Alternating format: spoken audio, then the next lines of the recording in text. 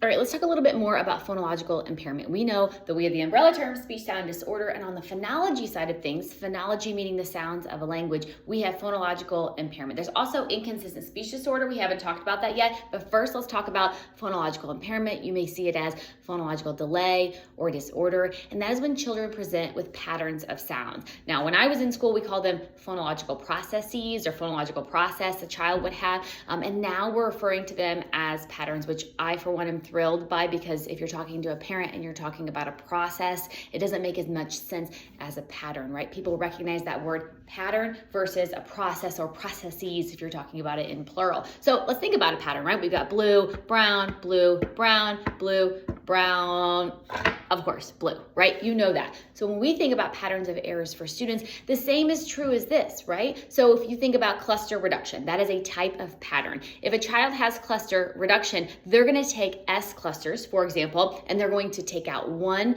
of those phonemes or sounds. So spoon is going to become poon, or could be soon, but a lot of times I see that S going away. Star is going to become tar, smell, right? You were able to fill that in because it's a pattern of error. If a child is fronting, meaning they're taking velar sounds, those back sounds, and bringing them to the front of the oral cavity, they're saying something like k for t. So you take those maybe initial k words. The same could be true for final, but let's think about the initial position now. If you have something like car, it's going to be tar.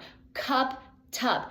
Key, T. Of course, your brain's able to fill that in because it's a pattern of error. When children present with several patterns of errors, they're going to be difficult to understand if they have that phonological impairment, phonological delay, phonological disorder. And if we're thinking about delay versus disorder, a lot of times we discriminate those by thinking about a disorder being if a child has those idiosyncratic or unusual, sort of not expected sound substitutions or patterns. And if a child has maybe the more developmental type of patterns, that would be a delay. We expect that they would catch up.